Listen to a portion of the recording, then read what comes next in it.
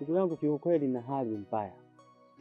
Yaani nilikuwa nachunia hili, sasa hivi sina unga ndani, sina pesa.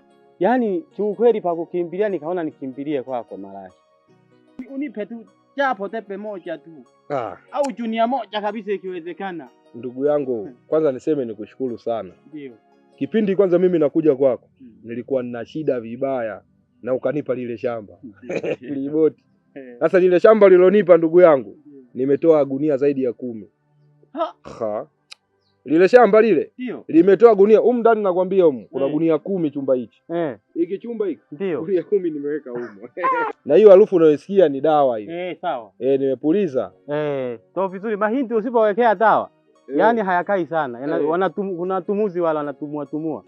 Humo ndani sasa kuna gunia 10. Sasa ndugu yangu, mimi ninapokuwepo wewe huwezi kufa njaa. Na kweli. Kwa nini ufe njaa? Yaani wakati mimi nipo, kwa nini ufe njaa? Kwa hiyo ngoja, yaani kwani hata ningekupa gunia 3 hivi sisikusaidia?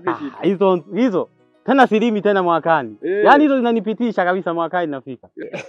Gunia 3 nadhani kwa chakula zinafaa. Zitakutosha bwana ndugu yangu. Huwezi kufa njaa nikiwepo. Sasa ngoja nimuite mke wangu kwanza akupe chakula kidogo. Mke wangu Sada. Mke wangu Sada. Njoo mara moja. Yaani ndugu yangu kaja hapa kidogo ana shida ya chakula. Sasa nimeona nikuite wewe tumpatie chakula kidogo tu akale. Pole sana. Asante shemeji yangu. Unajua mwaka huu mambo yamekuwa magumu sana. Mimi leo tumesaga kidebe kimoja hicho ndo nilikuwa nacho. Tuna debe moja tu la mahindi tumeenda kusaga. Hapa nimetoka mashineni muda si mrefu. Ndio. Kwa hiyo naomba niingie ndani nikupimie japo hata kilo moja naye ukale na watoto. Shemeji hapana.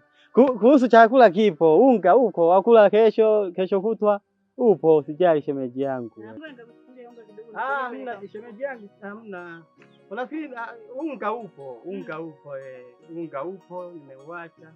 Kwa hiyo sitakufa kwa mfano hii wiki, hamna shida.